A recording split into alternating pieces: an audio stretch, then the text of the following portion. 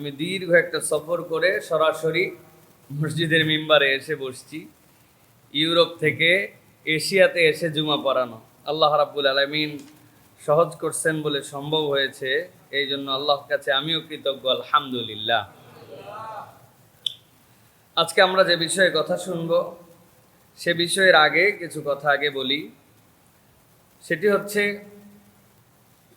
মূলত মুসলমানদের সাথে যতগুলি অনুভূতির সম্পর্ক জড়িত, যতগুলি আবেগের সম্পর্ক জড়িত, এর মাঝে অন্যতম হচ্ছে তুরস্কের যে ওসমানী খেলাফত, এই খেলাফতের সাথে এবং বিশেষ করে কনস্ট্যান্টিনোপল বিজয়ের সাথে ইমানদারদের এক বিশাল আবেগের সম্পর্ক আছে। আমরা বর্তমান যেটিকে আয়া সোফিয়া বলি, এটি আমাদের আবেগের জায়গা। এমনি এমনি আবেগের জায়গা হয় নাই। রাসূলুল্লাহ সাল্লাল্লাহু আলাইহি ওয়াসাল্লাম তার জীবদ্দশাতে আল্লাহ রাব্বুল আলামিন কর্তৃক সংবাদপ্রাপ্ত হয়ে ইমানদারদের জন্য বলেছিলেন, লাতুফতাহান্নাল কুসতান্তিনিয়া।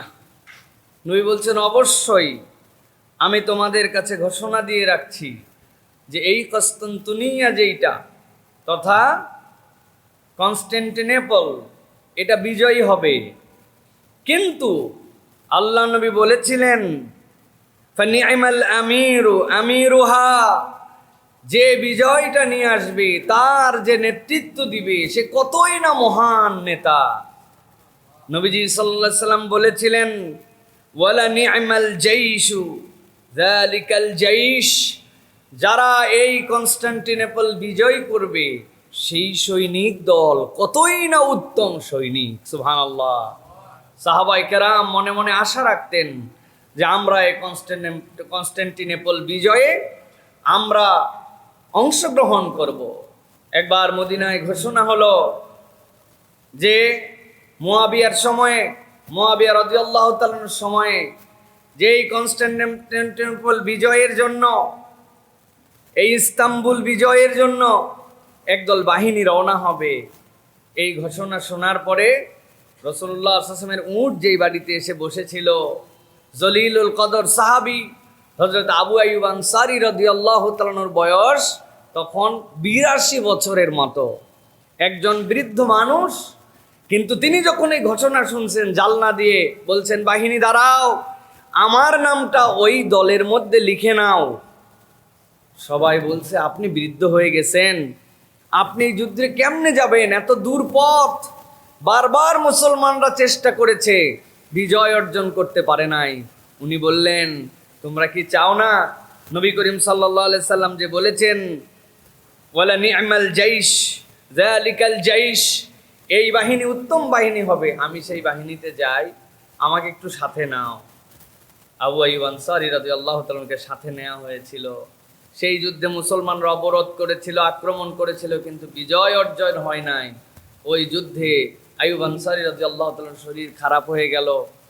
এরপরে মৃত্যুর পূর্বে তিনি ওসিয়ত করে গেলেন যে, শোনো, বিজয় যদি অর্জন করতে নাও পারো, যেই দুর্গের বাউন্ডারিতে তারা আটকায় রাখছে তাদের জায়গা, তার সবচেয়ে কাছাকাছি জায়গাতে আমাকে কবর দিয়ে যাবে, যেন আমি অন্তত মানসিকভাবে এইটা বলতে পারি, বিজয় হয় নাই, কিন্তু বিজয়ী বাহিনীর ওই অর্জিত বাহিনী, যেই বাহিনী বিজয় অর্জন করার জন্য আসছিল, আমি তার অন্তর্ভুক্ত হয়ে ওই সাম্রাজ্যের সবচেয়ে কাছাকাছি শুয়ে আছি। সুবহানাল্লাহ বিহামদিহি। এই সেই সাম্রাজ্য, যেই সাম্রাজ্য এরপরে 29শে মে 1453 খ্রিস্টাব্দে আমাদের বিখ্যাত ইসলামের বীর, যার অবদান ছিল এটাকে বিজয়ী করার জন্য, মুহাম্মদ আল ফাতেহ, সেই মুহাম্মদ আল ফাতেহ এই কনস্ট্যান্টিনোপল বিজয় অর্জন করলেন। এই বিজয় সহজ বিজয় ছিল না।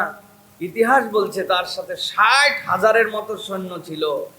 একাধারে 53 দিন অবরোধ করে রেখেছিলেন। এই অবরোধ চলা অবস্থাতে আস্তে আস্তে করে দেখা গেল সৈন্য শাহাদত বরণ করতে করতে প্রায় 40,000 সৈন্য তার শহীদ হয়ে গেছে। তার সাথে যারা ছিল তারা পরামর্শ দিল সুলতান মোহাম্মদ ফাতেহকে এই বিজয় অর্জন করা সম্ভব নয়, আমরা ব্যাক করে যাই। উনি ঘোষণা দিলেন, একজন সৈন্য যদি শেষে বেঁচে থাকে আর সে যদি এই লড়াই করে শহীদ হতে হয়, তাহলে মোহাম্মদ ফাতেহ এখান থেকে যাবে না, সে লাস্ট শহীদ হয়ে যাবে এখান থেকে, হয় বিজয় না হয় শাহাদত। এই সুলতান মোহাম্মদ ফাতেহ তার যে রণকৌশল সেটা অবাক করে দিয়েছিল। তার সাথে ছিলেন মঙ্গোলিয়ার একজন বিখ্যাত গোলাবারুদ বিশেষজ্ঞ, যার নাম এসেছে উরবান। তিনি এমন ধরনের গোলাবারুদ আবিষ্কার করলেন এবং সেটা নিক্ষেপ করা হতো কন্টিনিউ। তাদের প্রাচীরগুলা 3 স্তরের, প্রথম এক স্তর, দ্বিতীয় এক স্তর, শেষ এক স্তর। এখনো সেগুলি রয়ে গেছে, 2000 বছর আগের সেই জিনিসগুলি রয়ে গেছে। উনি আক্রমণ করেন, প্রথম ওয়াল ভাঙে, রাত্রের মধ্যে তারা দ্বিতীয় ওয়াল, তৃতীয় ওয়াল আস্তে আস্তে করে তৈরি করে ফেলে। কেননা এখনকার মতো র্যান্ডম নিক্ষেপ করা যেত না, একবার এইটা নিক্ষেপ করার পরে ঠান্ডা হতে হতো, নতুন করে রেডি করতে হতো, একটা সময় লাগতো। কিন্তু তিনি ব্যতিব্যস্ত তাদেরকে রাখলেন একাধারে 52 থেকে 53 দিন। কিন্তু 53 দিন যাওয়ার পরে এরপরে তারা করলো কি, এই যে তুরস্ক যেটার নাম তিনি বিজয় হওয়ার পরে রেখেছিলেন ইসলামবুল, ইসলামের নগরী, ওইটাই পরিবর্তিত হয়ে এখন হয়েছে ইস্তাম্বুল। তারা করলো এই ইস্তাম্বুলের এক পাশ দিয়ে কৃষ্ণ সাগরের লম্বা লাইন পার হয়ে যাওয়ার পরেই এক পাশে ইউরোপ, এক পাশে এশিয়া, এদিকে মারমারা সাগর। আর এই যে কৃষ্ণ সাগরের দিক থেকে এসে মারমারা সাগরে গেছে, এই ইস্তাম্বুলে ঢুকার মুখে একটা গোল্ডেন হর্ন আছে। গোল্ডেন হর্ন মানে সেই ঘোষিত অনুযায়ী তাদের যে একটা স্বর্ণালী সিং, যেটা তাদেরকে রক্ষা করত, এইটা অতিক্রম করতে কাউকে দিত না। তারা মোটা শিকলের ব্যবস্থা করলো, 2 পাশেই তাদের অধিগ্রহণ, ওই পার থেকে এই পার পর্যন্ত পুরো অঞ্চলটা মোটা শিকল দিয়ে দিছে। তাদের কোনো জাহাজ আসলে ঢুকতে দেয়, কিন্তু মুসলমানদের কোনো জাহাজ পার হতে দেয় না। আর উপরে বসে থাকে তারা এই জায়গায় গোলাবারুদ নিক্ষেপ করে। মুসলমানরা আস্তে আস্তে তাদের সৈন্য হারাচ্ছে, চেষ্টা করতেছে। 53 দিন পার হয়ে যাওয়ার পরে আল্লাহর এই বান্দা সুলতান মোহাম্মদ ফাতেহ রাহিমাহুল্লাহ, তিনি তখন তার বাহিনীকে বললেন, একদিন ঘোষণা দেন নাই, বললেন যত ভেড়া আছে তোমাদের আয়ত্তের মধ্যে, এই সব ভেড়া এক রাত্রের মধ্যে জবাই করে দাও। শত শত ভেড়া জবাই করা হলো। এরপরে তিনি সবগুলাকে রান্না করতে বললেন, আস্তা রান্না করো। রান্না করার পরে ঠান্ডা করালেন। এমনিও এই অঞ্চলে যখন বরফ পড়ে ভীষণ ঠান্ডা হয়ে যায়, এইগুলার সব চর্বিগুলাকে তিনি আলাদা করতে বললেন। কারো কাছে প্রকাশ করেন নাই যে ঘটনাটা কি ঘটতে যাচ্ছে। এরপরে এই গোল্ডেন হর্নের এই পাশে যতগুলি তার জাহাজ ছিল, এর মধ্যে থেকে কেউ কেউ বলছেন 70টা জাহাজ এরা শিকল দিয়ে আটকায় রেখেছে। আর এই পাশ থেকে কাঠের লম্বা লম্বা গুড়ি দিয়ে পাহাড়ের উপর দিয়ে ওই যে ভেড়ার অতিরিক্ত তেল চর্বি এইগুলা সব রাস্তায় ঢালতে বলছেন। আর তার সৈন্যবাহিনীকে শিকল লাগায়া এক একটা জাহাজ ধরে। আল্লাহর সাহায্য তো নিশ্চয় ছিল, মানুষ কিভাবে তাছাড়া এরকম এবড়ো থেবড়ো পাহাড় পথ পার করে। রাত্রের মধ্যে 70টা জাহাজ, ওদের শিকল ওই পাশে আছে, গার্ড ওই পাশে আছে, উনি পাহাড় অতিক্রম করে এই পারে নামায় ফেলছেন। সুবহানাল্লাহ বিহামদি। সকালবেলায় এমন আক্রমণ, আর তারা ঠেকাতে পারে নাই। ওই অংশ দিয়ে তিনি বিজয়ী হলেন। ইনি সেই বীর, আল্লাহ নবী যার ব্যাপারে বলে গিয়েছিলেন ওই বাহিনীর লিডার কতই না উত্তম লিডার, ওই বাহিনী কতই না উত্তম। সেই মুসলমানদের আবেগের জায়গা হচ্ছে সেই কনস্টান্টিনোপল, সেই ইস্তাম্বুল, আয়া সোফিয়া মসজিদ, আশপাশের সবগুলি অর্থোডক্স যারা খ্রিস্টান ছিল তাদের বিশাল বড় প্রভাব প্রতিপত্তি, একাধারে অলমোস্ট শত শত বছর তারা এখান থেকে তাদের কার্যক্রম চালিয়েছে। তিনি কোনো গির্জাকে ভাঙতে বলেন নাই, সব থাকবে। কিন্তু আয়া সোফিয়া যেটা আমরা বলছি, এইটা উনি কিনে নিলেন। তার ওসিয়াতনামা ওখানে লাগানো আছে এখনো। চাইলে দখল করে নিতে পারতেন, চাইলে খ্রিস্টানদের সব কিছুকে ভেঙে চৌচির করে দিতে পারতেন। চৌচির করেন নাই, উল্টা তার কাছ থেকে নিজের কোষাগার থেকে নিজের টাকা দিয়া কিনে নিলেন। ওইটা নেওয়ার পরে ওয়াকফনামা লিখে দিলেন, যেটা আল্লাহর জন্য আমি ওয়াকফ করলাম, যতদিন পর্যন্ত থাকবে এটা মসজিদ হিসাবে ব্যবহার হবে। যদি কেউ এখান থেকে সালাতে কাউকে বারণ করে, আমি আল্লাহর কাছে তার জন্য লানত করে গেলাম। বয়স কত ছিল যে এই মানুষটা এই বিজয় ছিনিয়ে এনেছিলেন?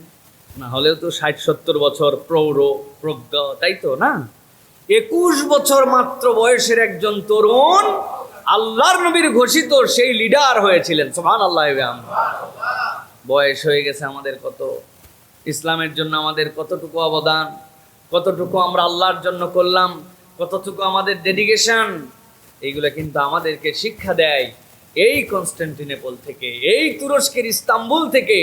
ইসলামী খেলাফতের সালতানাতের তাদের যে ত্যাগ তিতিক্ষা, তাদের যে মহানত্ব, একটা পর্যায়ে এটা নষ্ট হয়েছে, কিন্তু এটা হচ্ছে আমাদেরকে ব্যাপকভাবে শিক্ষা দেয়। সেই আয়া সোফিয়া এরপরে একদল সেকুলারের হাতে গেল 1920 সালের পর থেকে। এরপরে সেটাকে মিউজিয়াম বানায় রেখে দিল।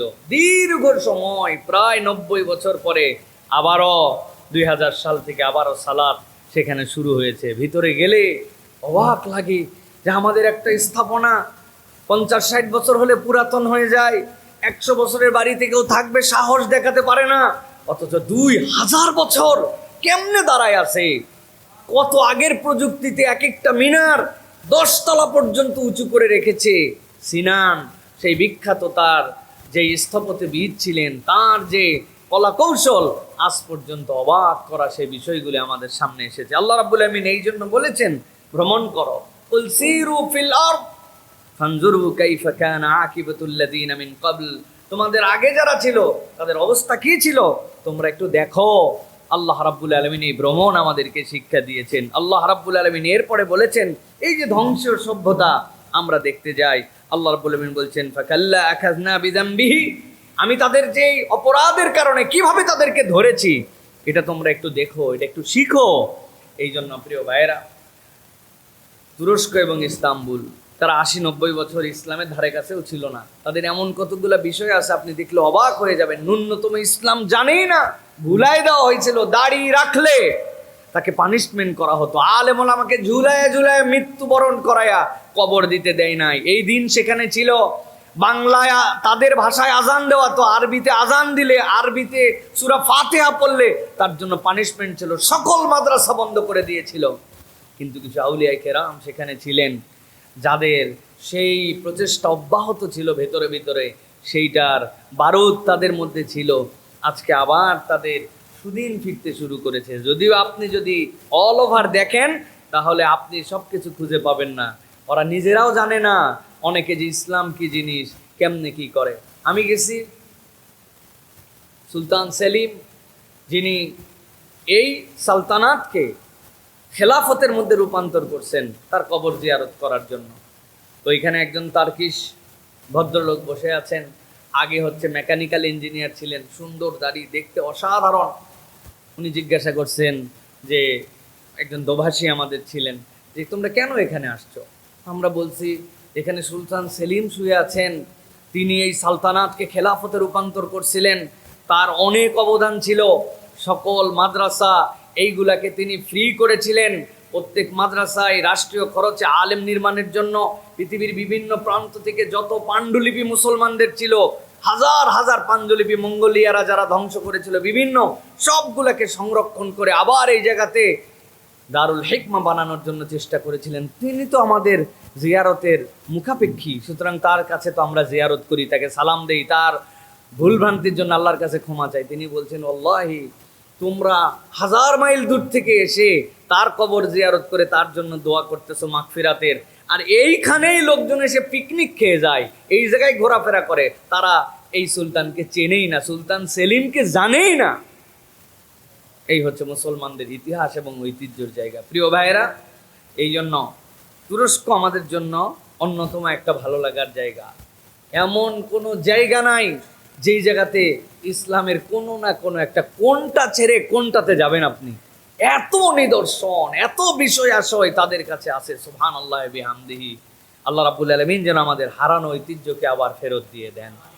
আমাদের তরুণ প্রজন্ম যেন সুলতান মোহাম্মদ ফাতে থেকে শিক্ষা নিতে পারে, তারা যেন অনুভব করতে পারে বয়স ইট ডাজেন্ট ম্যাটার। মানুষ যদি আল্লাহর জন্য নিবেদিত হয় তাহলে এই মানুষ অল্প বয়সে অনেক বড় অ্যাচিভমেন্ট নিয়ে আসতে পারে। সুবহানাল্লাহ বিহামদিহি। আমাদের এই বয়সকেন্দ্রিক যে পিছিয়ে পড়া, এর অন্যতম আরেকটা কারণ হচ্ছে শিল্প বিপ্লবের পরে ব্যাচ সিস্টেম চালু করা। একটা ছেলে তুমুল মেধাবী, 3 মাসে তার ক্লাসের সব বই শেষ করতে পারে। বলছে তুই করতে পারিস তাই কি, 1 বছর না হলে তুই 4 থেকে 5-এ উঠতে পারবি না। তুই পারলেও 1 বছর, না পারলেও 1 বছর। কথা ঠিক কিনা?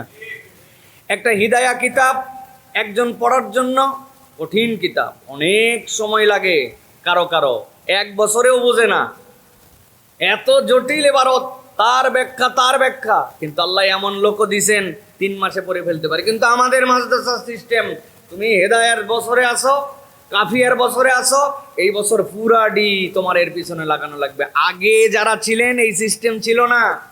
5 বছর 6 বছরে হাফেজ হয়ে গেছেন, বাপ মা নিয়ে চলে গেছে একজন ফকির কাছে, একজন মুহাদ্দিসের কাছে, তার কাছে বসছেন, তাফসির শিখতে শুরু করছেন। সকাল থেকে দুপুর পর্যন্ত তাফসির পড়ে এক জায়গায়, দুপুর থেকে বিকাল পর্যন্ত হাদিস পড়ে এক জায়গায়, সন্ধ্যার পরের থেকে আরেক সাবজেক্ট পড়ে, বালাগাত পড়ে, বিভিন্ন কিছু পড়ে। ওই ব্যক্তির বয়স 6 বছরে হাফেজ, বাকি 10 বছরে তার পড়ালেখা শেষ। 16 বছরে হাদিসের ইজাজা পেয়ে গেছে, 16 বছরে তাফসিরের ইজাজা পেয়ে গেছে, 16 বছরে আলেম। আর আমার সিস্টেম কি, 16 বছরে ম্যাট্রিক পাস, এরপরে 25 বছর পর্যন্ত পারিস কি না পারিস ব্যাচ, এই সিস্টেমে ঢুকাইছে। এই সিস্টেমে ঢুকাইয়া পুরা আমাদের সিস্টেমকে শেষ করে দিছে। এই জন্য প্রিয় ভাইয়েরা, জ্ঞান অর্জন, এলেম অর্জন, এটা কেবল ব্যাচের মধ্যে থাকে না, ওটা তো একটা সিস্টেম আছেই। নিজের ব্যক্তি উদ্যোগে মহারত, বিষয়ে বিশেষজ্ঞ, এটা অতীতের ওই ব্যক্তির ছিল। শুনতে 21 বছর মনে হলেও তিনি অপরিপক্ক ব্যক্তি ছিলেন না, এত পরিপক্ক ছিলেন যে তার অধীনে 50, 60, 70 বছরের লোকজন সেনাপতির দায়িত্ব পালন করছে। আল্লাহু আকবার। এই জন্য আমাদেরকে এখান থেকে শিক্ষা নিতে হবে। আল্লাহ রাব্বুল আলামিন যেন আমাদেরকে এই বিষয়গুলি বুঝার তৌফিক দান করেন। প্রিয় ভাইরা, আজকে আমি সংক্ষিপ্ত সময় আপনাদের কাছে যে বিষয়ে কথা বলতে চাই সেটা হচ্ছে ইসলামের অন্যতম একটা প্র্যাকটিস হচ্ছে আজান, ইকামত এবং মসজিদ। এই 3টার উপরে 30 মিনিট আপনাদের কাছে কিছু কথা বলতে চাই, যে বিষয়গুলি আমাদের জন্য অত্যন্ত জরুরি। আমরা জানি রাসূলুল্লাহ সাল্লাল্লাহু আলাইহি ওয়াসাল্লাম কেরামের মধ্যে হযরতে তালহা রাদিয়াল্লাহু তাআলা আনহু, তার কি ক্রেডিট ছিল? কাবার চাবি তার হাতে থাকতো। হযরতে আব্বাস রাদিয়াল্লাহু তাআলা আনহুর ক্রেডিট কি ছিল? তিনি মক্কার লোকদেরকে পানি পান করাতেন, যারা খানায় কাবায় আসতো তাদেরকে পানি খাওয়াতেন, বিরাট সম্মান। আল্লাহ রাব্বুল আলামিন কোরআনে তাদের সম্মানের কথা বলেছেন। আল্লাহ বলেছেন লিইলাফি কুরাইশ ইলাফিহিম রিহলাতাশ শিতাই ওয়াস সাইফ, তুমি শীতেও যাও, গরমেও যাও, সবার কাফেলা আক্রমণ করে, তোমার নিরাপত্তা কে জন্য দেয়? কে দেয়? আল্লাহ রাব্বুল আলামিন বলছেন তুমি যে কাবা ঘরে পানি খাওয়াতে, এই গুণগানের কারণে আল্লাহ রাব্বুল আলামিন বলেছেন যে তোমাদেরকে নিরাপত্তা দিত, মানুষজন তোমাদেরকে সম্মান করত। ওই গ্রুপের লিডার হযরতে আব্বাস রাদিয়াল্লাহু তাআলা। হযরত আলী রাদিয়াল্লাহু তাআলার ক্রেডিট কি ছিল? তিনি তরুণ বয়সের মুসলমান, বলা হয় তিনি প্রথম সালাত আদায়কারী মুসলমান। তিনি হচ্ছেন এমন ব্যক্তিত্ব যিনি প্রথম ইসলামের জন্য মল্লযুদ্ধে, প্রথম যুদ্ধ বদরের যুদ্ধে প্রথম তিনি তলোয়ার নিয়ে আগায় গিয়েছিলেন। যুদ্ধ অনেক হবে কিন্তু আলীর আগে আর কেউ যেতে পারবে না, কাররামাল্লাহু ওয়াজহাহু। তাদের কত ক্রেডিট! এই ক্রেডিটগুলা মানুষ তো তারা কম বেশি বলতেন, আল্লাহ রাব্বুল আলামিন এই ক্রেডিটগুলাকে একবার খণ্ডন করলেন। করে কি আল্লাহ রাব্বুল আলামিন বললেন? আল্লাহ রাব্বুল আলামিন বললেন দুনিয়ায় বিভিন্ন জনের বিভিন্ন ক্রেডিট থাকবে, আল্লাহর ঘর কেন্দ্রিক অনেক কাজ, অনেক অ্যাক্টিভিটিস থাকবে, কিন্তু আল্লাহ রাব্বুল আলামিন বললেন দুনিয়ার বুকে এমন কতগুলা মানুষ থাকবে, আল্লাহ বলছেন আমি তাদের ব্যাপারে বলতেছি, আশা করা যাচ্ছে এরা হেদায়েতের রাস্তার উপরে থাকবে। এই হেদায়েতের রাস্তার উপরে যারা থাকবে তাদের ন্যূনতম 4টা গুণাগুণ থাকবে। আল্লাহ রাব্বুল আলামিন বলছেন ইন্নামা ইয়ামুরু মাসাজিদাল্লাহি মান আমানা বিল্লাহি ওয়াল ইয়াউমিল আখির ওয়া আকামাস সালাহ।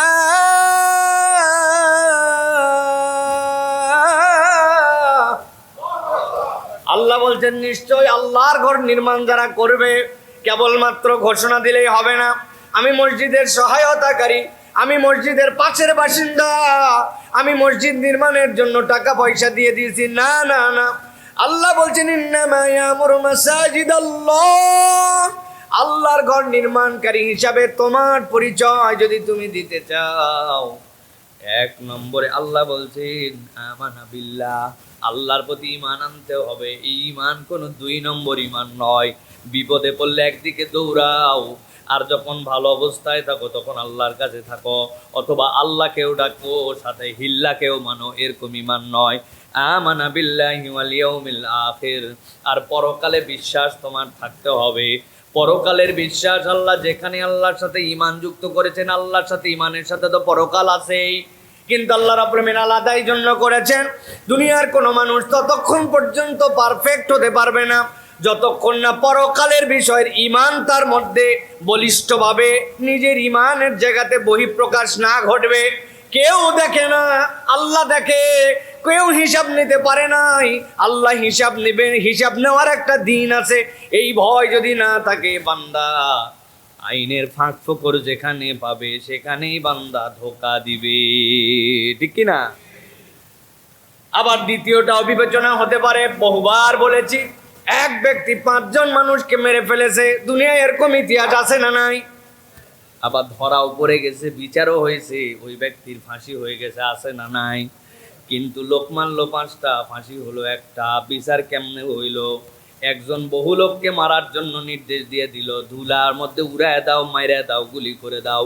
উপর থেকে মারো, নিচ থেকে মারো, সেনাবাহিনীর থেকে মারো, বিজিবির থেকে মারো, পুলিশ থেকে মারো, আনসার থেকে মারো, হেলমেট পরে পরে লাঠি দিয়েও মারো। ছিল তো না? এখন বিচার হয়েছে, হওয়ার পরে একবার ফাঁসি হয়েছে, মারছে 1000 লোক।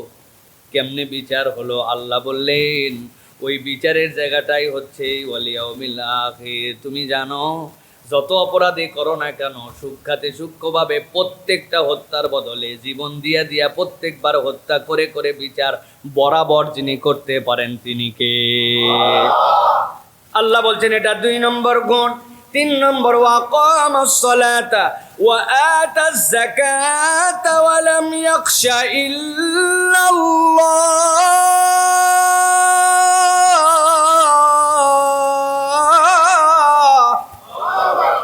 আল্লাহ বলছেন আর 3 নম্বর গুণাগুণ, আমি সম্পদ দিছি মানে বেটা সম্পদের সব মালিক তুই হয়ে যাস নাই।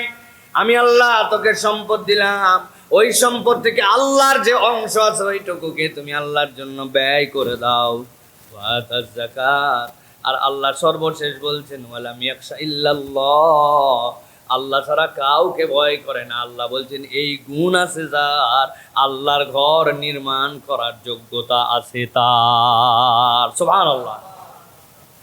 আল্লাহ রাব্বুল আলামিন সাথে সাথে বলছেন যাদের মধ্যে এই 4টা গুণ পাওয়া যাবে আর আল্লাহর ঘর নির্মাণকারী দলের মধ্যে নিজে থেকে অন্তর্ভুক্ত করে নেবে, আল্লাহ রাব্বুল আলামিন নিজেই বলছেন ফাসা উলাইকা ইয়াকুনু মিনাল মুহতাদিন।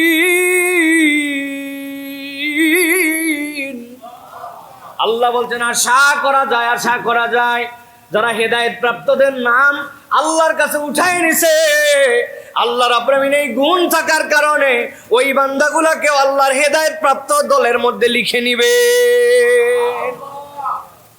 অতএব প্রিয় ভাইরা, আল্লাহর ঘরের সাথে সম্পৃক্ত হওয়া কেবলমাত্র হলেই হবে না, আপনাকে হিসাব বরাবর করতে হবে। কামাই হালাল না হারাম, আপনি আল্লাহকে ভয় করে চলেন কিনা, হিসাব করে করে যাকাত আদায় করেন কিনা, আল্লাহর দেওয়ার সম্পত্তিকে আল্লাহর জন্য ব্যয় করেন কিনা। আল্লাহ বলছেন এই হিসাবটা যদি বরাবর হয়, বাকি হিসাব আমি সহজ করে দিব। আল্লাহ কাউকে হেদায়েত দেন, এইটার মানে হচ্ছে আল্লাহ তাকে জাহান্নামের রাস্তা থেকে জান্নাতের রাস্তায় উঠায় দেন। তাহলে মসজিদ নির্মাণকারীদের গুণাগুণ হচ্ছে এইটা। আল্লাহ রাব্বুল আলামিন আমাদেরকে এই গুণাগুণ ওয়ালাদের অন্তর্ভুক্ত করে মুহতাদিনদের মধ্যে আল্লাহ যেন অন্তর্ভুক্ত করে নেন। প্রিয় ভাইয়েরা, নবী করিম সাল্লাল্লাহু আলাইহি সাল্লাম বলছেন 2টা বিষয় যদি মানুষ জানতো তাহলে তাদের মধ্যে লটারি করা লাগতো। লটারি ছাড়া এই ফায়সালা কখনো করা সম্ভব ছিল না। 2টো বিষয়, তার কি রিওয়ার্ড, তার কি ফজিলত জেনে ফেললে লটারি করা লাগতো। নবীজি বলছেন লাউ ইয়ালামুন নাস মা ফিন নিদা ওয়াস-সাফিল আউয়াল। আল্লাহ নবী সাল্লাল্লাহু আলাইহি সাল্লাম বলছেন কেউ যদি জানতো এই যে আযান, এই যে ডাক, এই ডাকের মধ্যে কি আছে আর প্রথম কাতারে দাঁড়ানোর মধ্যে কি আছে, নবীজি বলছেন সুম্মা লাম ইয়াজিদু ইল্লা আন ইয়াস্তাহিমু লাস্তাহামু আলাইহি। নবীজি বলছেন আযানে কি আছে আর তোমাদের প্রথম কাতারে কি আছে, এই 2টার ফজিলত জানালাম না, যদি জানতে লটারি করা লাগতো। শুক্রবার প্রত্যেক দিন আপনি পাইছেন কি সামনের কাতারে বসবেন, মানে ইয়ার কি ডু এই মসজিদ বানানোর ক্ষেত্রে আমারও অবদান আছে, আমিও বসবো, আপনি সরেন, আমি তো সরতাম না। পরে লটারি করে যার নাম উঠবে তারে সামনে বসানো লাগতো। আল্লাহ নবী সাল্লাল্লাহু আলাইহি ওয়াসাল্লাম বলছেন এই আজানের মধ্যে যে ফজিলত আর এই প্রথম কাতারে বসার মধ্যে ফজিলত, এক শ্রেণীর মুসল্লি আমাদের তৈরি হয়েছে জীবনেও সামনের কাতারে আসে না, ঠিক কিনা ভাই? উনাদের নাম দিছি আমি সোয়া একটার মুসল্লি। কয়টার মুসল্লি? সোয়া একটা। তাও ঘড়ি দেখে আসে, ঘড়ি দেখে আসার পরে 2-1 মিনিট এগিয়ে করলে বিরক্ত হয়। আবার বাইরে আবার অনেক ইম্পর্টেন্ট কাজ থাকে, বিভিন্ন স্ক্রলিং, উপরে ঠেলা, নিচে ঠেলা, ডানে ঠেলা, বামে ঠেলা, আলোচনা বিশ্বকাপটা কিভাবে এই দলের থেকে কারিয়ে নেওয়া হলো, এদিকে আলোচনা হচ্ছে, ওদিকে বিশ্বকাপের ব্যস্ততা আছে, ওইদিকে বিভিন্ন আন্দোলন নিয়ে ব্যস্ততা আছে, বিভিন্ন মতামত, দুনিয়ার সাবজেক্ট সব শেষ। মুয়াজ্জিন সাহেব কত কামাতিস সালাহ, কত কামাতিস সালাহ, উনি তখন শিশুর কাটে দেয় দৌড়, এক জুতা মসজিদের ভিতরে আর একটা বাইরে। আহা, এই মুসলমান হওয়া খুব একটা ভালো সাইন না প্রিয় ভাইয়েরা। অনেক দূরের মুসল্লি সকাল 9:30টায় এসে হাজির হয়ে যায়, আর বাড়ির কাছের মুসল্লি একামত শোনার পরেও আসে না। একদিন আগে জুমা পড়াই ফেলছিলাম, এই মসজিদে গন্ডগোল লেগে গেছিল, সময় দিচ্ছে না তখন। আপনি সময় তো আজানের পর থেকে, আল্লাহ বলছেন ইজা নুদিয়া লিস-সালাতি মিন ইয়াউমিল জুমআ ফাসাউ ইলা যিকরিল্লাহ, দৌড় দিয়ে আসবে, হাঁটবিও না। 10 মিনিটের জন্য গন্ডগোল, কমিটি খাইয়ে ফেলবে, খতিব খাইয়ে ফেলবে। চিন্তা করছেন, একজনে বাজার গরম করে দিছে 10 মিনিট আগের নামাজে। এরকম নামাজ আমার মাঝে মাঝে পড়ার ইচ্ছা। একবার আমার আব্বা ঈদের নামাজ পড়ান যে জায়গায়, আব্বা হজে গেছেন, আমি ছোটবেলায় সেই ধরেন যে 15 বছর বয়স থেকে ঈদের খুতবা দেই, ওই জায়গায় লোকজন বলছে যে হুজুর টাইম যাই থাক, এই জায়গায় আপনার আব্বা আসে, উনি 1 ঘন্টার মতো লেট করে এরপরে সালাত আদায় করে। আমি বললাম ভাই এলাকায় মাইকিং হয়েছে কয়টায়? 8:30টায়। ইমানদার তো 2 কথার লোক হতে পারে না, ইমানদার 1 কথার লোক হবে, কারণ কথা যদি আপনি দেন আর সেটা বরখেলাপ করেন তাহলে তো আপনি মুনাফেকের চরিত্রে যাবেন। আপনারা কি মুনাফেক হতে চান না? তাহলে একদম পারফেক্ট ঘোষণা দিয়ে 8:30টায় নামাজ পড়াই দিছি। 400 লোকের উপরে নামাজ ফেল। যাদের নামাজ ফেল দৌড়াদৌড়ি করে পাশে গেছে, যায় নামাজ পড়ছে, কিন্তু ঘটনার ব্যতিক্রম আছে। পরের বছর আব্বা আবার হজে গেছেন, ওই জায়গায় আমি আবার কুরবানি ঈদের নামাজের জন্য দায়িত্ব পাইছি। সেই 8:30টায় আমার নামাজ যাওয়ার পরে আমি খালি মুসাল্লায় বসছি, যেই 400 জন গতবার ফেল করছিল এরা সবগুলা কাতারতে বলছে হুজুর আর কিন্তু 6.5 মিনিট। আমি কথা বলতে বলতে বলে হুজুর আর 3 মিনিট। আমারে টাইট রাখছে। আমি বললাম হ্যাঁ ঠিক আছে, আপনারা গতবার নামাজ ফেল করছিলেন না? কয় জি, আর কোনোভাবে 1 মিনিট কোনো রকম ব্যতিক্রম করার সুযোগ নাই। 8:30 বরাবর। আব্বা পরের বছর ঈদের নামাজ পড়াতে গেছে, যাইয়ে দেখি 7:30টার মধ্যে পুরা ঈদগাহ 15-20 হাজার লোক হয়। শোলগাছি ঈদগাহ ময়দান, নওগাঁর বিখ্যাত, পুরা মাঠ ফুল। আব্বা বললো কি ব্যাপার, ঘটনা কি, কোনো বিষয় আছে কিনা? বলে হুজুর আপনার ছেলে টাইট করে দিয়ে গেছে, এখন সময় মতো সালাত আদায় হবে। প্রিয় ভাইয়েরা, এখন আমাদের যেটা হয়েছে যে রাসূলুল্লাহ সাল্লাল্লাহু আলাইহি ওয়াসাল্লামের এই ঘোষণা অনুযায়ী আমাদের তো অন্ততপক্ষে জুমার দিনে 2-1 ওয়াক্তে পিছনের মুসল্লি না হয়ে সামনের কাতারে, আল্লাহর নবী যেহেতু বলছেন এর কোনো মর্যাদা আছে, নিশ্চয়ই এমন কিছু আছে, ওইটা আপনার আমার জীবনে 2-1 দিন যে অ্যাচিভ করার জন্য চেষ্টা করা উচিত কিনা প্রিয় ভাইয়েরা? এই জন্য আমাদের জন্য অন্যতম গুরুত্বপূর্ণ এইটা বিষয় যে আমরা সালাতের ক্ষেত্রে প্রথম কাতার এবং আজানের মর্যাদা দিয়ে আজানের পরে পরে মসজিদমুখী হওয়া, এটা ইমানদারের চরিত্র হবে। দ্বিতীয় নবী করিম সাল্লাল্লাহু আলাইহি সাল্লাম বলছেন ওয়ালাউ ইয়ালামুনা মা ফিত তাহজির, যদি মানুষ জানতো যে জামাতে একটু সময় হাতে নিয়ে আগে ভাগে যাওয়ার মধ্যে কি আছে, লাস্তাবাকু ইলাই, নবী বলছেন কারো যদি পায়ে সমস্যা থাকতো হামাগুড়ি দিয়ে হলেও সে চলে যেত। সুবহানাল্লাহ। এই জন্য একবারে কাটায় দেখে যে একটা 29 মিনিট 29 সেকেন্ড, আরো 31 সেকেন্ড আছে, যাচ্ছি ঠেলে, এরকম করে না। মসজিদের দিকে একটু মাঝে মাঝে আগে যাওয়া, জামাতে আগে যাওয়া, এটা মুসলমানদের উত্তম ফিতরাতের অংশ প্রিয় ভাইয়েরা। এরপরে নবী করিম সাল্লাল্লাহু আলাইহি ওয়াসাল্লাম বলছেন ওয়ালাউ ইয়ালামুনা মা ফিল আতামাতি ওয়াস সুবহ, যদি তোমরা জানতে এশার নামাজের কি মর্যাদা আছে, আর যদি জানতে যে তোমরা ফজরের সালাতের জামাতের কি মর্যাদা আছে, লাআতাউহুমা ওয়ালাউ হাবওয়ান। নবীজি বলছেন যদি তোমরা এই মর্যাদা জানতে, তোমরা এই দুই সালাতে আসতে হামাগুড়ি দিয়ে হলেও আসতে। যে পা চলে না, বাচ্চা যেরকম হামাগুড়ি দিয়ে যায়, ফজরের জামাত, ইশার জামাতে কি আছে তোমরা এটা জানলে তোমরা এটার জন্য চলে আসতে। সুবহানাল্লাহি বিহামদি। প্রিয় ভাইরা, এই জন্য আমাদেরকে খুব চেষ্টা করতে হবে, তিনটা দিকে খেয়াল রাখতে হবে। 1 নম্বর সামনের কাতারে বসা, 2 নম্বর ফজর এবং আয়েশা সব জামাতে গুরুত্বপূর্ণ, এই দুটা জামাতের জন্য চেষ্টা করা। আর 3 নম্বর একদম টাইট শিডিউল না রেখে একটু হাতে সময় নিয়ে মসজিদে একটু আগে আসা, 2 রাকাত দখুলুল মসজিদ পড়া, তাহিয়াতুল ওযুর সালাত আদায় করা, এরপরে একটু তাসবিহাত পড়া, এরপরে নামাজে শরীক হওয়া। আল্লাহ যেন আমাদেরকে তৌফিক দান করেন। এবার চলেন আমরা দ্বিতীয় আরেকটা বিষয় জানার চেষ্টা করি। সেটা হচ্ছে এই যে মসজিদগুলাতে মুয়াজ্জিনরা আজান দেন, এই আজান এবং মুয়াজ্জিনের দাম কত? নবী করিম সাল্লাল্লাহু আলাইহি ওয়াসাল্লাম বলছেন, ইয়াগফিরুল্লাহু লিল মুয়াজ্জিন মুনতাহা আযানুহু। নবীজি সাল্লাল্লাহু আলাইহি সাল্লাম বলছেন, আল্লাহ রাব্বুল আলামিন একজন মুয়াজ্জিনকে যে আল্লাহর জন্য আজান দেয়, নিদা দেয়, তার আজান শেষ হওয়া পর্যন্ত আল্লাহ রাব্বুল আলামিন তাকে ক্ষমা করতেই থাকেন। সুতরাং মুয়াজ্জিন হিসেবে আমরা যাদেরকে বলি, মনে করি এইটা খুব একটা গুরুত্বপূর্ণ পদ না। অনেকে আবার মুয়াজ্জিন বলতেও লজ্জা করে, বলে আমি সানি ইমাম। খারাপ কিছু নয়, কিন্তু মুয়াজ্জিনের যে দাম আল্লাহ রাব্বুল আলামিনের নবী আমাদেরকে জানিয়ে দিয়ে গিয়েছেন, এইটা খুবই রেয়ার একটা ঘটনা। নবীজি বলছেন, ওয়ায়াস্তাগফিরু লাহু রাতবিন ওয়া ইয়াবিসিন সামিআ সাওতাহু। দুনিয়ার যত জ্বর আছে, জীব আছে, যাদের কাছে তার এই আজানের ধ্বনি পৌঁছায়, প্রত্যেকটা জ্বর এবং জীব তার জন্য আল্লাহ রাব্বুল আলামিনের কাছে ক্ষমার দোয়া করে। এই যে টাইলস, এটা আপনার আমার সেন্সে জ্বর না জীব?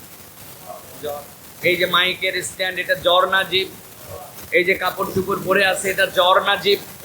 জ্বর।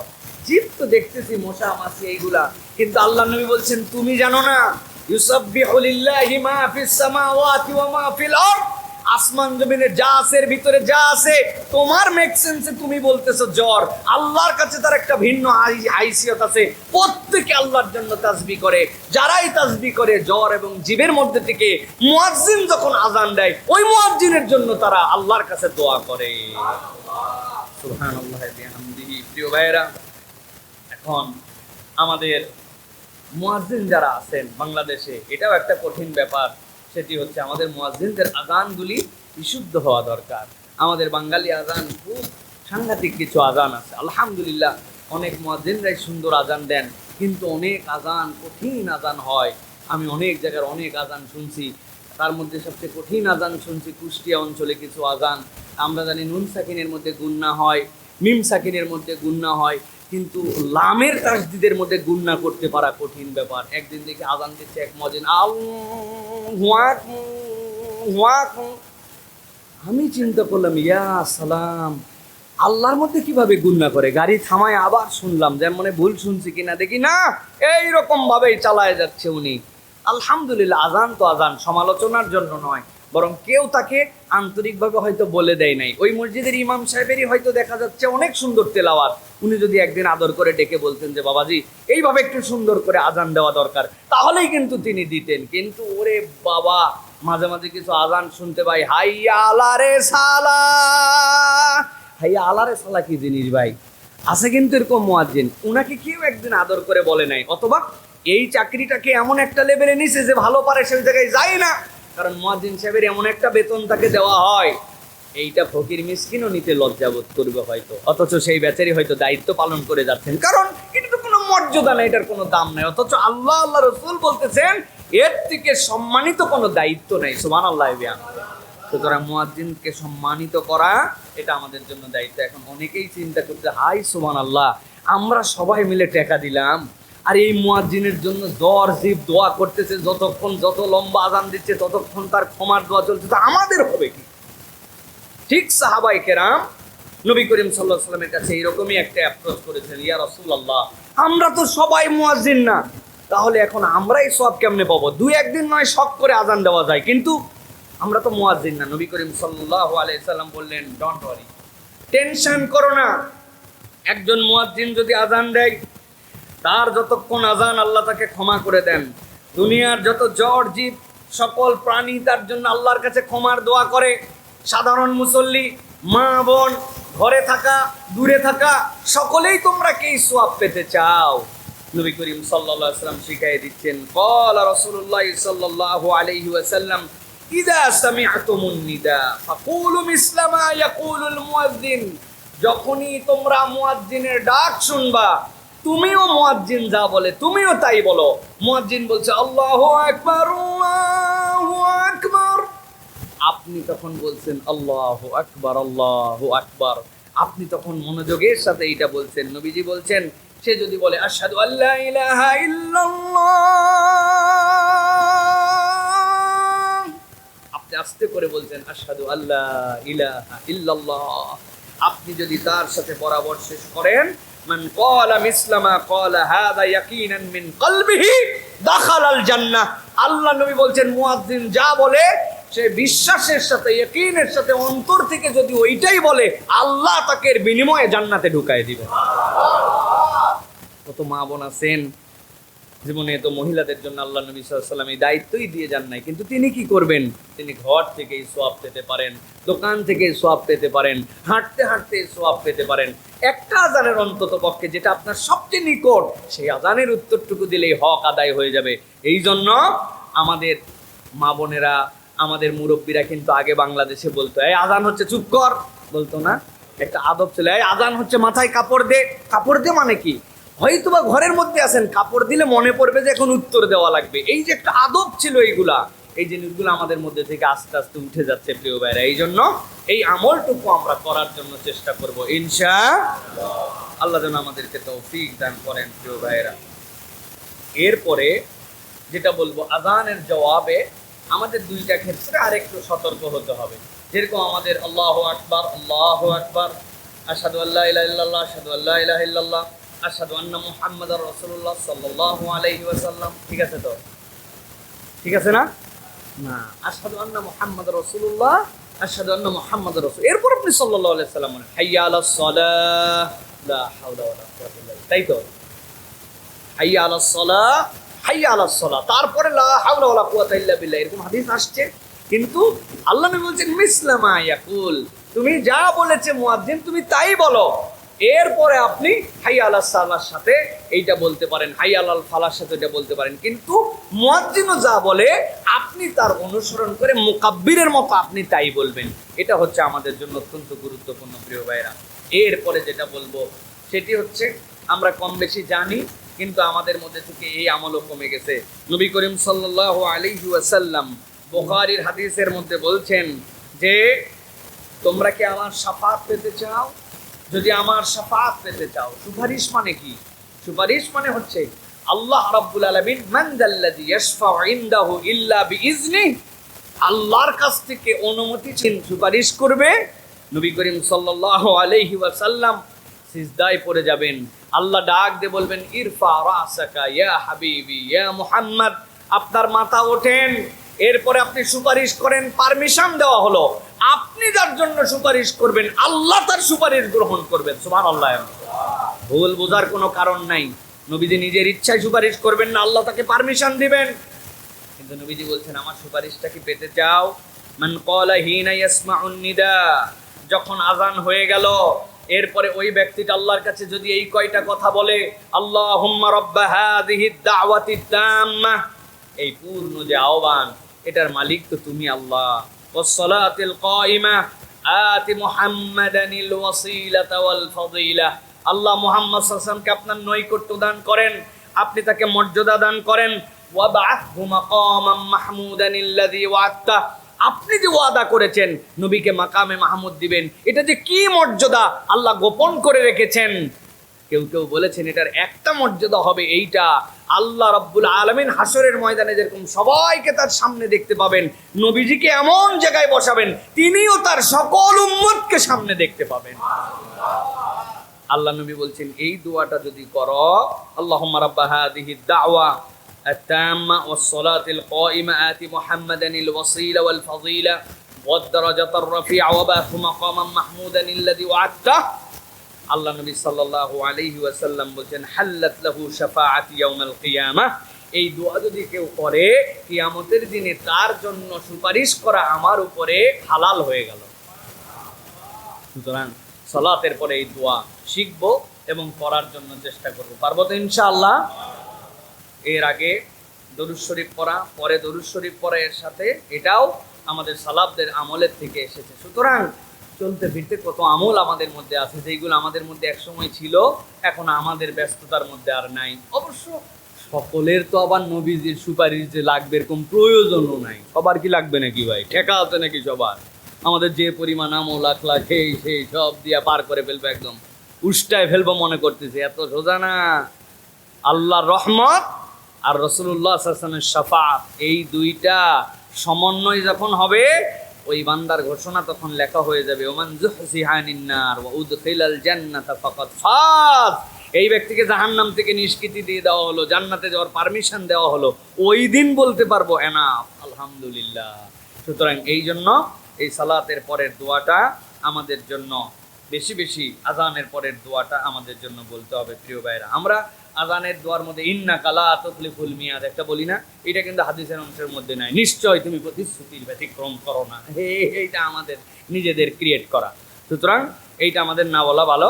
এইটা গেল আমাদের বিষয়। এবার চলেন, আজান হলো, একামত যেটা হয় মসজিদে, একামতের দামটা কত? একামতের মূল্যায়ন কি? একামতটাকে আল্লাহ রাসূল সাল্লাল্লাহু আলাইহি ওয়াসাল্লাম কিভাবে মূল্যায়িত করেছেন? হযরত আব্দুল্লাহ ইবনে মাসউদ রাদিয়াল্লাহু তাআলা আনহু বললেন, রাসূল সাল্লাল্লাহু আলাইহি ওয়াসাল্লাম আমাদেরকে বললেন যে মুয়াজ্জিন যে পরিমাণ আজান দেয়, এই আজানে তো তার মর্যাদা অনেক উপরে চলে যায়। আমরা তো আজান দিতে পারি না, তাহলে আমাদের মর্যাদার জন্য কি হবে? হযরতে আব্দুল্লাহ ইবনে মাসউদ রাদিয়াল্লাহু তাআলা আনহু বলতেছেন যে রাসূলুল্লাহ সাল্লাল্লাহু আলাইহি ওয়াসাল্লাম আমাদেরকে বললেন, কুল কামা ইয়াকুলুনা ফাইদা ইনতাহিতা ফাসাল তুতাহ। আল্লাহ নবী বললেন, আজান দিয়ে ফেলছে তো ঠিক আছে, ও তো প্রধান আজানদাতা, তোমরা সাথে সাথে উত্তর দিছো, এখন তার আজান শেষ হয়ে গেছে।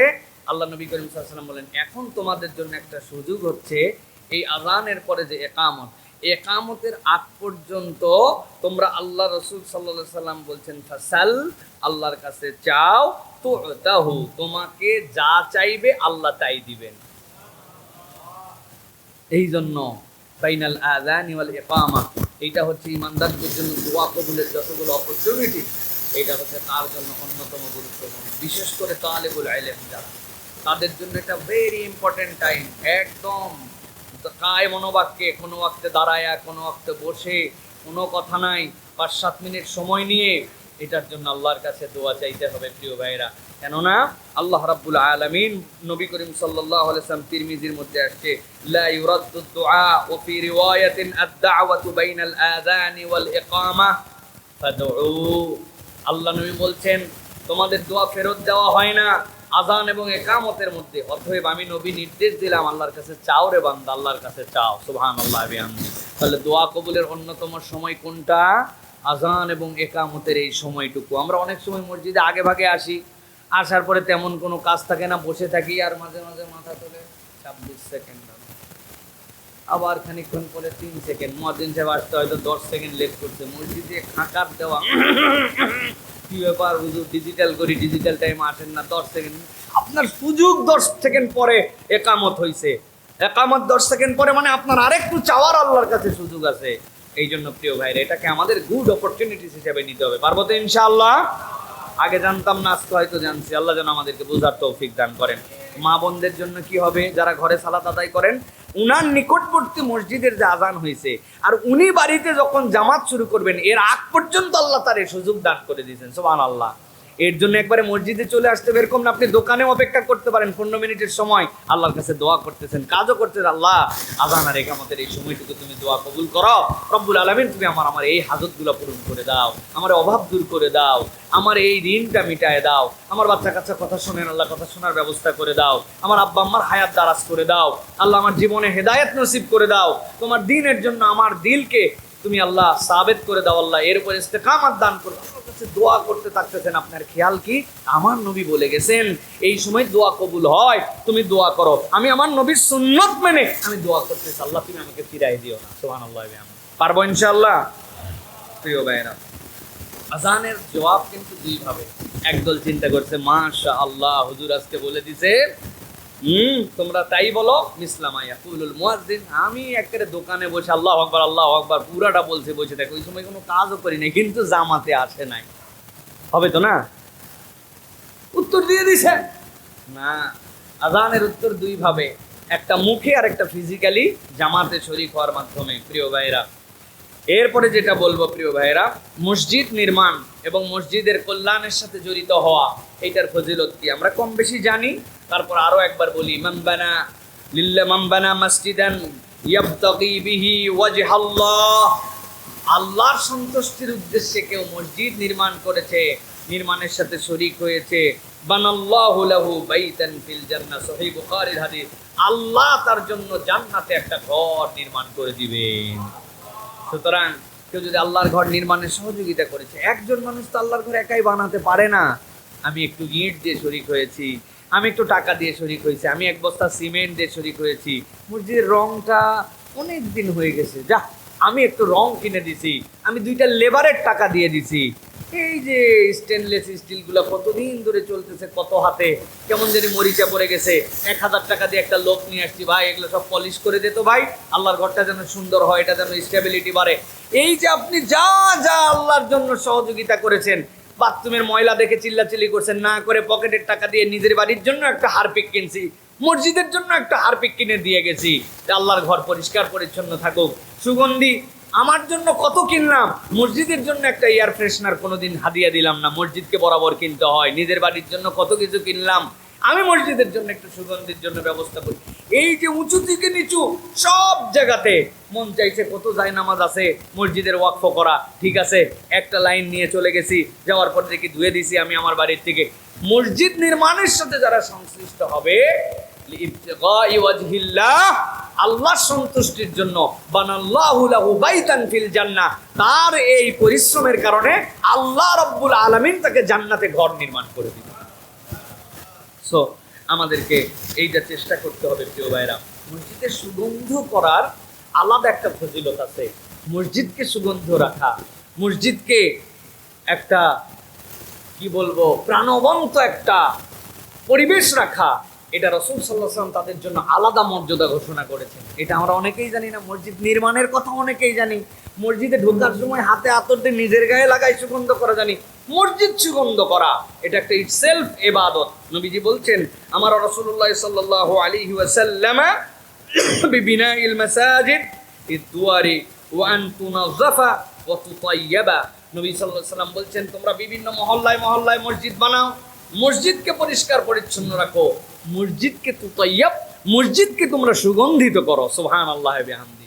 আচ্ছা, এরকম যদি হতো যে আমাদের একটা টিম আছে 10 বন্ধু মিলে, আমাদের একটা ছোট্ট ইউনিফর্ম আছে, যে ইউনিফর্ম পরে আমরা 10টা বন্ধু টার্গেট করে রেখেছি, আমাদের নির্দিষ্ট একটা ছোট্ট বক্স ঝুড়ি আছে, যার মধ্যে 5-7টা ঝাড়ু আছে, যার মধ্যে একটা স্টিলের ভাঁজ করা মই আছে, যার মধ্যে আমাদের বাথরুমের জন্য 10টা ব্রাশ আছে, ঝাঁটা আছে, ঝুল ঝাড়নি আছে, কিছু মশার জন্য সুন্দর টাওয়েল আছে, একটু গ্লাস ক্লিনার আছে, হ্যাঁ, এইগুলো সব নিয়ে আমাদের 10 বন্ধুর একটা টিম, যে আমরা আগামীকালকে ইনশাআল্লাহ পাশে যে শহীদ মুক্তিযোদ্ধা জামে মসজিদ, ওই মসজিদে আমরা বুধবারে পরিষ্কার পরিচ্ছন্নর অভিযানে যাচ্ছি। 10 বন্ধু ইউনিফর্ম পরে সুন্দর করে যায়, প্রথমে ফ্যানগুলা মুছছে, এসিগুলা মুছছে, পুরো সুইচ বোর্ডগুলা কালো হয়ে গেছে এগুলা মুছে দিছে, মসজিদের জালনা টলনা সব মুছে দিয়া, যেগুলা জায়নামাজ পড়তে পড়তে পড়তে পড়তে ওইটা সুতির জায়নামাজ থেকে আস্তে আস্তে করে চামড়ার আকার ধারণ করছে, লেদার করকরা হয়ে গেছে। এই সকল জায়নামাজগুলা সুন্দর করে ধুয়ে দিছে, অজুখানাগুলা কসলায় কসলায় ডলে, মুখে মুখে সুন্দর মাস্ক পরছে, সুন্দর করে ডলে, বাথরুম টাথরুম সব করে আশপাশে ঝাড় ঝাঁটা দিয়া 10 বন্ধু বলছে, একটা সেলফি দেই, অন্তত এই মসজিদ থেকে করছি, আল্লাহর জন্যই করছি, অন্যরা যেন উৎসাহ পায়। একটা চমৎকার সেলফি দিয়া ছেড়ে দিছে, যে অন্যরা যেন উৎসাহ পায়। প্রয়োজনে সেলফি দেয় নাই, মিডিয়াকে জানায় নাই, কিন্তু 10 জনের এরকম একটা টিম আছে। যদি হয়, কিরকম হয়? সুন্দর হয় ভাই। কি জন্য সুন্দর হয়? নবী করিম সাল্লাল্লাহু আলাইহি ওয়াসাল্লাম বলছেন, মসজিদের খাদেমের দায়িত্ব কেবল পরিষ্কার করা নয়, আমার রাসূলুল্লাহ সাল্লাল্লাহু আলাইহি ওয়াসাল্লাম বিবিনাইল মাসাজিদ ফিদ দুয়ার, এলাকায় এলাকায় মসজিদ বানাও, বানায় শেষ করো না। ওয়ান তুনাজ্জাফা ওয়া তুতাইয়াবা, তোমরা মসজিদকে পরিষ্কার করো, সুগন্ধিত করো, আল্লাহ রাব্বুল আলামিন এর বিনিময়ে তোমাদেরকে জান্নাত দিবে। সুবহানাল্লাহ।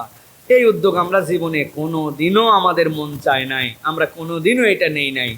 আমার একটা টিম আছে আলহামদুলিল্লাহ, গ্রাম অঞ্চলে এরকম করে কাজ করে, তাদের আলাদা জার্সি আছে, মানুষজন জানে। আর একটা ভ্যান নিয়ে বিভিন্ন এলাকায় মসজিদ সাফ করার জন্য যাই, যেদিন যাওয়ার মতো যায়, এই সব পরিষ্কার করা করে টোরে একদম সুন্দর করে ছিমছাম করে, একটু আতর সুগন্ধি স্প্রে দিয়ে, একটা সুন্দর একটা 250-300 টাকা দাম একটা এয়ার ফ্রেশনার, যতটুকু আমাদের বাংলাদেশের বাস্তবতায় দিয়ে তারা এরকম করে চলে আসে। এলাকায় একটা আলোড়ন, এলাকায় একটা ভালো লাগা।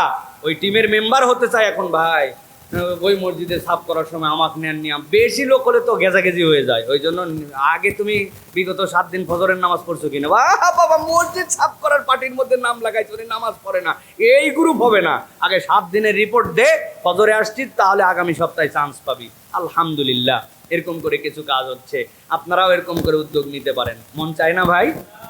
এখানে তো খুব চাই, পরে যায় নাই, আর কোনো খবর নাই, লোক নাই। বলছিলাম দোস্তদেরকে, ওদের রাখ, হুজুর আছে ওই জায়গায় 200 টাকা দিয়ে দে, হুজুর সাফ করে দিবি। হ্যাঁ, তবে হুজুর সাফ করলে হলো, এটা না আমাদের মনের মধ্যে থেকে একদিন তৃপ্তি বৃদ্ধি করতে হবে।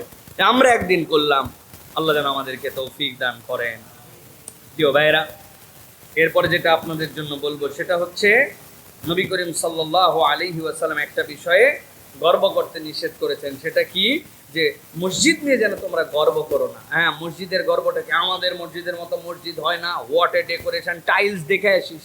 হ্যাঁ, কি কার্পেটে নামাজ পড়িস, কপালে ঘষা লাগে, আমাদেরটা তুলার মতো। মসজিদের টাইলসের গর্ব, মসজিদের উমুক। এই জন্য আমাদের ফুরফুরার হুজুর উনি বলতেন একটা কথা, যে আজকের মসজিদ হয়ে গেছে চকচকা, আর মুসল্লি হয়ে গেছে ঘোলা। ফতুয়া জানতে চাই, হুজুর টাইলসে যদি নিজের চেহারা দেখা যায় নামাজ হবে? মানে এমন চকচকা টাইলস দিছে, কিন্তু মুসল্লি কিরকম ঘোলা। এই 1 সপ্তাহ কোনোদিন ফজরের নামাজ পড়েনি, জুম্মার দিন আইছে। আছে না নাই? কারা কারা হাত তোলেন? মাশাআল্লাহ, এই জায়গায় নাই। আলহামদুলিল্লাহ। প্রিয় ভাইরা, অতএব এই মসজিদ নিয়ে গর্ব করা, নবী করিম সাল্লাল্লাহু আলাইহি তাকুমুস সাআহ, ততক্ষণ পর্যন্ত কিয়ামত হবে না, হাত্তা ইয়াতাবাহান নাসু ফিল মাসাজিদ। মসজিদ নিয়ে গর্ব যখন করতে শুরু করবে, এটা আমাদের জন্য খুবই ভয়ঙ্কর। এই মসজিদ নিয়ে গর্বের দ্বিতীয় পাঠ, এলাকার বিখ্যাত সুদখোর বদমাইশ নম্বর 1, দাড়ি মোজ গোঁপ কিচ্ছু নাই, এলাকার অমুক পার্টির তমুক পার্টির উনি স্ট্যান্ডিং কমিটির সদস্য, মসজিদের সভাপতি। আছে না নাই? হ্যাঁ, নামাজ পড়েন 1 ওয়াক্ত জামাতের সাথে, কিন্তু উনি মসজিদ কমিটির দায়িত্বশীল। আছে না নাই? তাদেরকে আমরা সতর্ক করতে চাই। আল্লাহ নবী সাল্লাল্লাহু আলাইহি ওয়াসাল্লাম মসজিদের যারা দায়িত্বশীল হবেন, সভাপতি, সেক্রেটারি, স্ট্যান্ডিং ক্যাশিয়ার, দায়িত্বশীল, নবী করিম সাল্লাল্লাহু আলাইহি ওয়াসাল্লাম ওহী করে বলে দিয়েছেন, ইন্নামা ইয়া'মুরু মাসাজিদাল্লাহ। মুদামিসা দায়িত্ব নিও না। দায়িত্ব যদি নিতে চাও, মান আমানা বিল্লাহি ওয়াল ইয়াউমিল আখির ওয়া আকামাস সালাহ ওয়া আতাউজ যাকাহ ওয়া লাম ইয়াখশা ইল্লাল্লাহ, এই গুণ আছে, তুমি তাহলে মসজিদের দায়িত্বের মধ্যে আসো। না হলে আল্লাহর ওয়াস্তে যা করো আল্লাহ মাফ করবে, কিন্তু তোমার এই কোয়ালিটি নেই, কিচ্ছু নাই, তুমি এই জায়গায় দায়িত্ব নিছো, তাহলে পিটন হবে ডবল।